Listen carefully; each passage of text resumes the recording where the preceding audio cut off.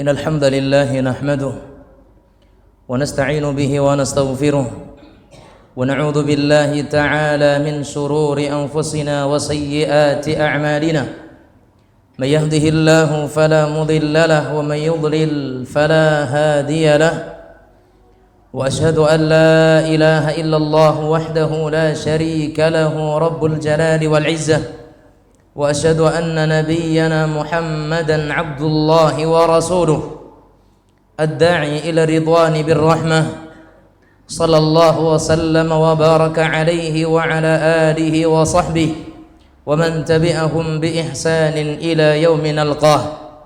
يقول الله تبارك وتعالى: يا أيها الذين آمنوا اتقوا الله حق تقاته ولا تموتن إلا وأنتم مسلمون. يا أيها الناس اتقوا ربكم الذي خلقكم من نفس واحدة وخلق منها زوجها وبث منهما رجالا كثيرا ونساء واتقوا الله الذي تساءلون به والأرحام إن الله كان عليكم رقيبا. وقال صلى الله عليه وسلم: فإن أصدق الحديث كتاب الله وخير الهدي هدي رسول الله صلى الله عليه وسلم وشر الأمور محدثاتها فكل محدثة في الدين بدعة وكل بدعة ضلالة وكل ضلالة في النار. معاشر المسلمين وزمرة المؤمنين, sidang jamaah salat Jumat rahimanillahu wa iyyakum. Kenyataan yang kita dapatkan setelah kepergian Ramadan, sebagaimana dikatakan dalam sebuah ungkapan, dhahabatid duyuf wa yabqal ahl, pergilah tamu-tamu dan tinggallah mereka tuan rumahnya. Ma'asyiral muslimin, kalaulah sekiranya kita lihat bagaimana masjid-masjid kaum muslimin setelah kepergian Ramadan, maka tamu-tamu Ramadan yang selama ini mereka mengisi masjid-masjid kaum muslimin, mereka telah meninggalkannya. Yang tinggal di masjid-masjid itu adalah mereka tuan rumah dari masjid tersebut. Hada'atil masajid wa qallatis sufuf wa raja'atil masahif ila rufuf. Masjid-masjid mereka sepi dan kemudian saf-saf kaum muslimin tinggal sedikit, beranjak perlahan ke depan, dan mushaf-mushaf kaum muslimin kembali kepada rak-rak mereka sebagaimana sebelumnya. Ma'asyiral muslimin, bukankah sebagian salaf rahimahumullah mereka menyatakan bi'sal qaum alladzi la ya'rifuna Allah illa fi Ramadan. Seburuk-buruk manusia, sejelek-jelek kaum adalah mereka orang-orang yang tidak mengenal Allah, orang-orang yang mereka tidak beribadah kepada Allah, orang-orang yang mereka tidak melaksanakan salat sunnah, mereka yang tidak membaca Al-Quran, mereka yang tidak kembali kepada masjid-masjid Allah illa fi Ramadan, kecuali hanya sebatas di Ramadan saja. Seolah-olah itu menggambarkan kepada kita, ma'asyar muslimin, Allah yang ada di bulan Ramadan bukan Allah yang di luar Ramadan.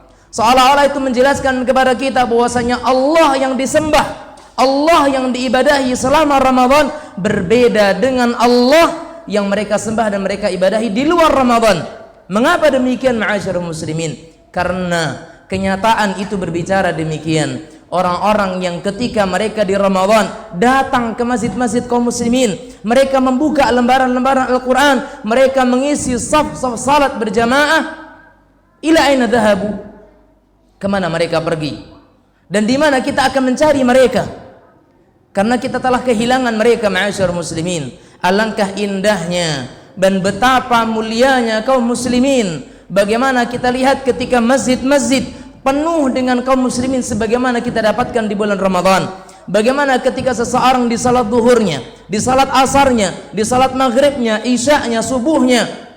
Dan bagaimana kalau sekiranya kita melihat di saat-saat kaum muslimin mereka istirahat, di waktu-waktu istirahat mereka, kita masih temukan adanya sebagian kaum muslimin yang mereka membuka lembaran-lembaran Al-Quran mereka. Fa ya subhanallah, ma'asyiral muslimin, sungguh benar yang dikatakan oleh Bishr Al-Hafi rahimahullah, bi'sal qaum alladzina la ya'rifuna Allah illa fi Ramadan. Seburuk-buruk manusia adalah mereka yang tidak mengenal Allah Azza wa Jalla sebatas di bulan Ramadan saja.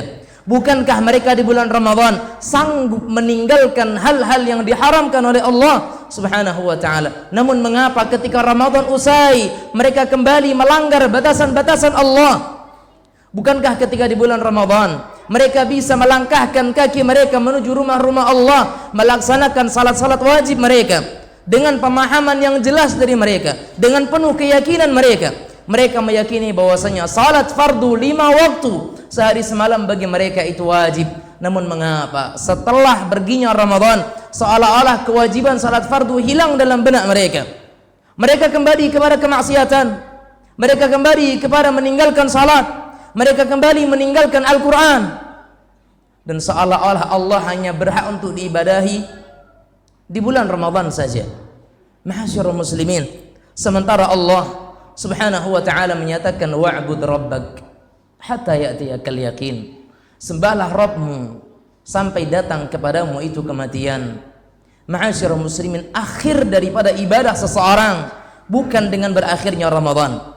Akhir daripada penghambaan seseorang bukan dengan berakhirnya Ramadan, namun dengan berakhirnya jatah hidup kita di atas permukaan bumi ini. Itulah batas akhir seseorang dalam beribadah kepada Allah Subhanahu wa ta'ala. Selagi udara masih bisa kita hirup, dan selagi mata kita masih bisa kita buka, selagi badan kita masih kita bergerakkan, masih bisa kita gunakan, selama itu pula ibadah masih diwajibkan atas kita ma'asyiral muslimin.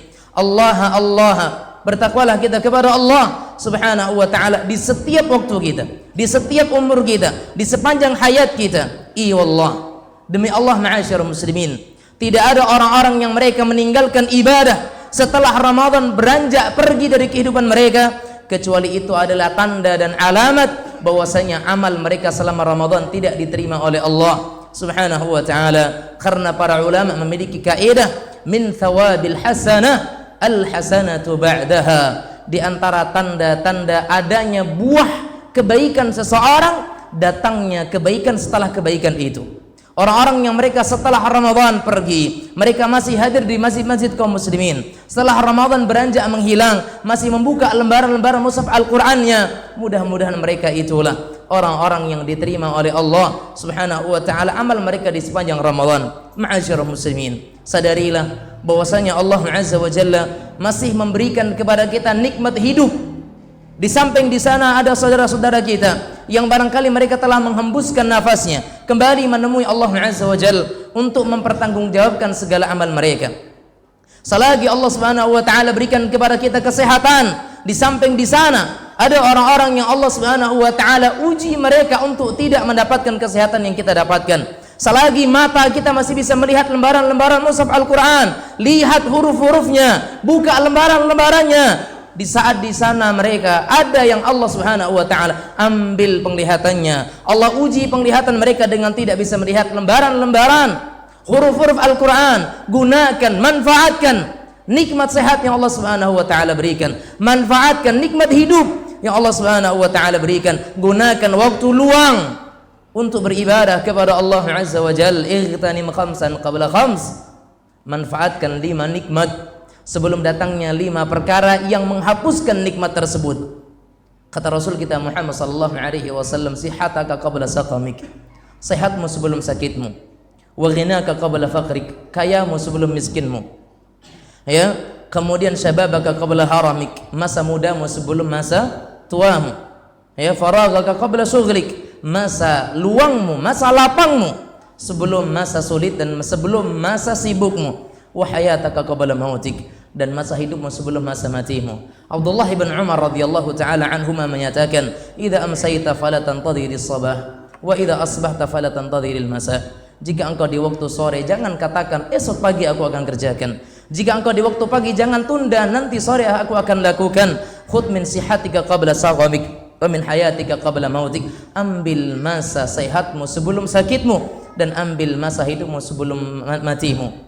Demikianlah para salaf rahimahumullah wa radhiyallahu anhum, dan terutama Nabi kita Muhammad sallallahu alaihi wasallam, sang pelopor kebaikan, sang teladan, telah memberikan kepada kita contoh bagaimana beliau sallallahu alaihi wasallam memanfaatkan usia dan masa hidupnya untuk berbagai nilai-nilai ketaatan kepada Allah Subhanahu wa taala. Sementara kita ketahui Rasulullah sallallahu alaihi wasallam surga di tangannya, berada dalam jaminannya. Kemudian neraka telah dihindarkan darinya oleh Allah Azza wa Jalla. Namun kendati pun demikian, Rasulullah sallallahu alaihi wasallam masih beribadah kepada Allah Subhanahu wa taala. Akankah kita sadar bahwasanya kita butuh dengan ibadah setelah kita mendekam dalam kubur kita, ditemani dengan buruknya teman karena tidak ada amal saleh yang kita kerjakan? Akankah kita sadar pentingnya amal saleh, pentingnya ibadah setelah kita tinggal seorang diri dan keluarga meninggalkan kita? Harta yang kita kumpulkan tidak bisa kita bawa. Akankah kita sadar pentingnya amal saleh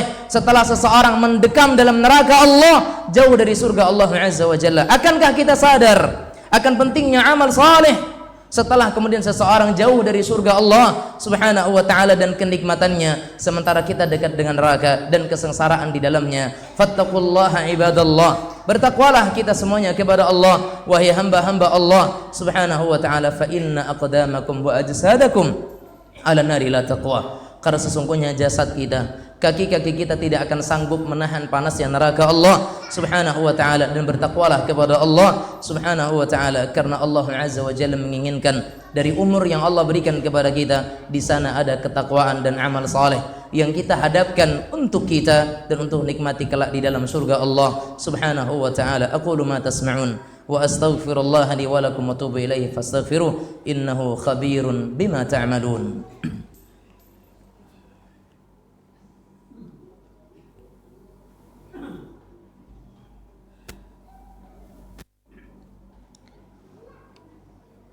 Alhamdulillahi rabbil alamin, wa sallallahu wa sallam wa baraka ala nabiyyina al-karim wa ala alihi wa ashabihi at-tayyibin wa azwajihi at-tahirati ummahatil mu'minin wa ashabihi ghurril mayamin wa man tabi'ahum bi ihsanin ila yaumiddin. Amma ba'd.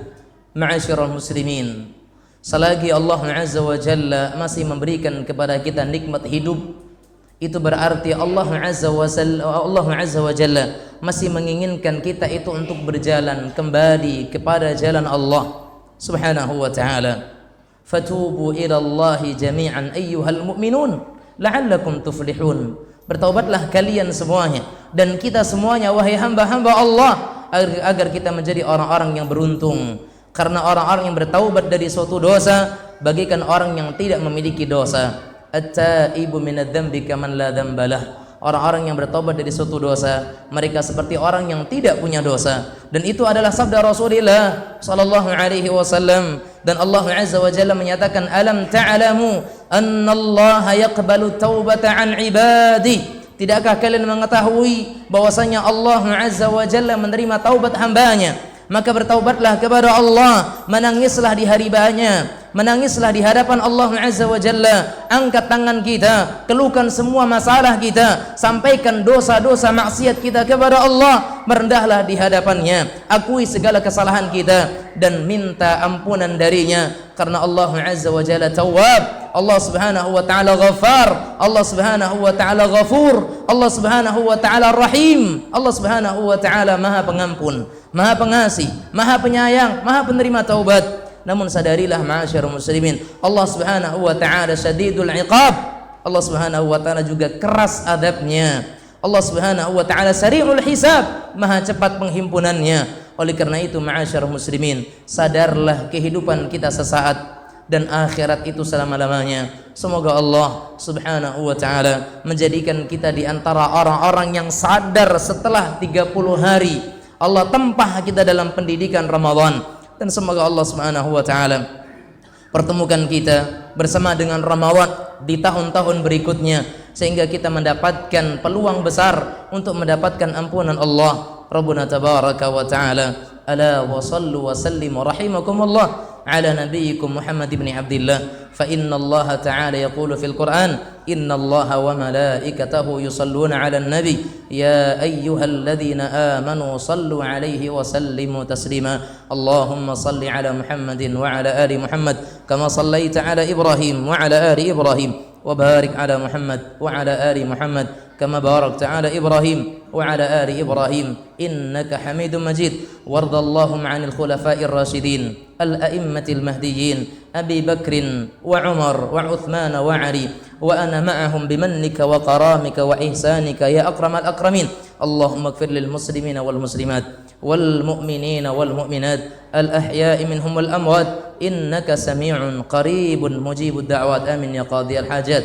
Allahumma taqabbal minna a'malana صيامنا وقيامنا وركوعنا وسجودنا وتلاوتنا إنك أنت السميع العليم، وتب علينا يا الله إنك أنت التواب الرحيم. اللهم لا تدع لنا في مقامنا هذا ذنبا إلا غفرته، ولا هما إلا فرجته، ولا دينا إلا قضيته، ولا جائعا إلا أدعمته، ولا ضالا إلا هديته، ولا مريضا إلا شفيته، ولا مريضا إلا شفيته، ولا مريضا إلا شفيته، ولا حاجة من حوائج الدنيا والآخرة لك فيها رضا ولنا فيها صلاة إلا قضيتها يا أرحم الراحمين. اللهم اشف مرضانا ومرضى المسلمين، اللهم اشف مرضانا ومرضى المسلمين، اللهم اشف مرضانا ومرضى المسلمين. اللهم إنا نسألك الجنة ونعوذ بك من النار. اللهم آت نفوسنا تقواها وزكها أنت خير من زكاها أنت وليها ومولاها. اللهم أرنا الحق حقا وارزقنا اتباعه وأرنا الباطل باطلا وارزقنا اجتنابه. ربنا آتنا في الدنيا حسنة وفي الآخرة حسنة وقنا عذاب النار. عباد الله، إن الله يأمر بالعدل والإحسان وإيتاء ذي القربى وينهى عن الفحشاء والمنكر والبغي يعظكم لعلكم تذكرون ولذكر الله أكبر. وقوموا إلى صلاتكم.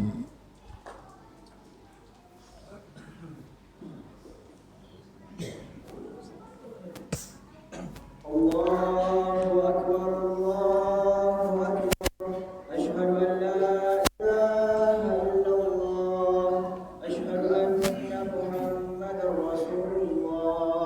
حي على الصلاة حي على الفلاح قد قامت الصلاة قد قامت الصلاة. الله أكبر الله أكبر لا إله إلا الله.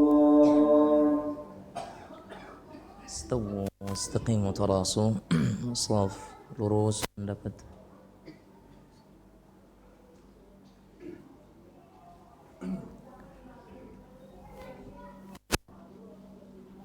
Allahu akbar.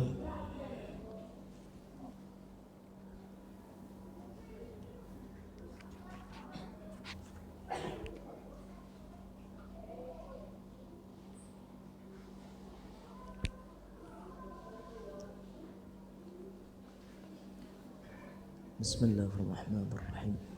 Alhamdulillahi rabbil alamin. Ar-Rahmanir Rahim. Maliki yaumiddin. Iyyaka na'budu wa iyyaka nasta'in.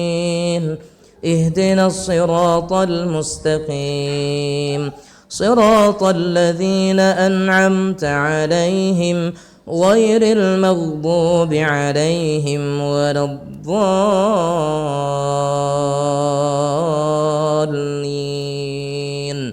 آمين. سبح اسم ربك الأعلى الذي خلق فسوى والذي قدر فهدى والذي أخرج المرعى فجعله غثاء أحوى سنقرئك فلا تنسى إلا ما شاء الله إنه يعلم الجهر وما يخفى ونيسرك لليسرى فذكر إن نفعت الذكرى سيذكر من يخشى ويتجنبها الأشقى الذي يصلى النار الكبرى ثم لا يموت فيها ولا يحيا قد أفلح من تزكى وذكر اسم ربه فصلى بل تؤثرون الحياة الدنيا والآخرة خير وأبقى إن هذا لفي الصحف الأولى صحف إبراهيم وموسى. الله أكبر.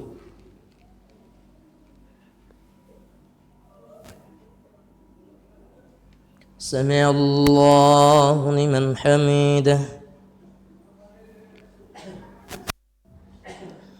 الله أكبر.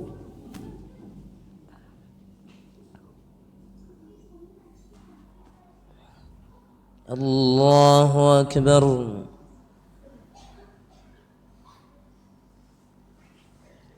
الله أكبر.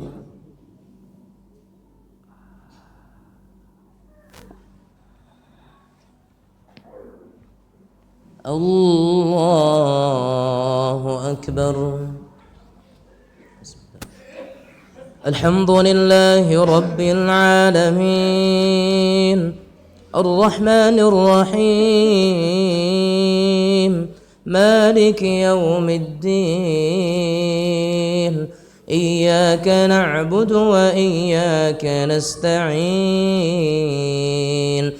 اهدنا الصراط المستقيم صراط الذين أنعمت عليهم غير المغضوب عليهم ولا الضالين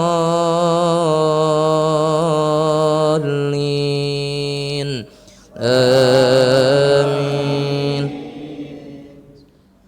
هل أتاك حديث الغاشية وجوه يومئذ خاشعة عاملة ناصبة تصلى نارا حامية تسقى من عين آنية ليس لهم طعام إلا من ضريع لا يسمن ولا يغني من جوع وجوه يومئذ ناعمة لسعيها راضية في جنة عالية لا تسمع فيها لاغية فيها عين جارية فيها سرر مرفوعة وأكواب موضوعة ونمارك مصفوفة وزرابي مبثوثة أفلا ينظرون إلى الإبل كيف خلقت وإلى السماء كيف رفعت وإلى الجبال كيف نصبت وإلى الأرض كيف سطحت فذكر إنما أنت مذكر لست عليهم بمسيطر إلا من تولى وكفر فيعذبه الله العذاب الأكبر إن إلينا إيابهم ثم إن علينا حسابهم. أكبر.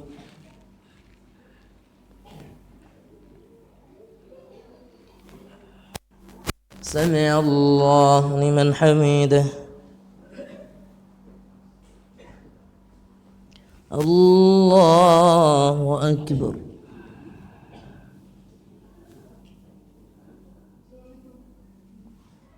الله أكبر.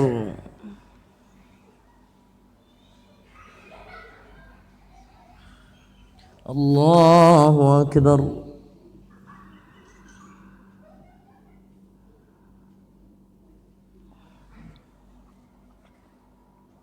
الله أكبر.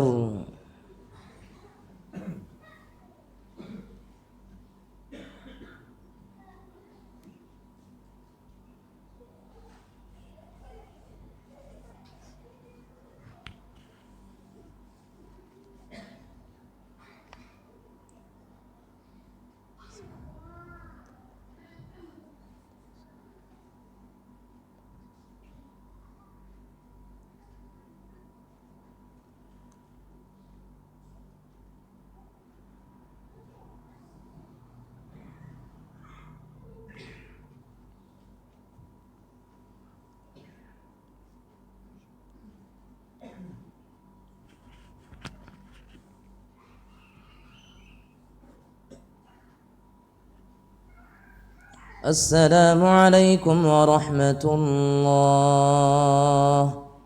السلام عليكم ورحمة الله. استغفر الله استغفر الله اللهم أنت السلام لا إله إلا الله وحده لا شريك له اللهم لا مانع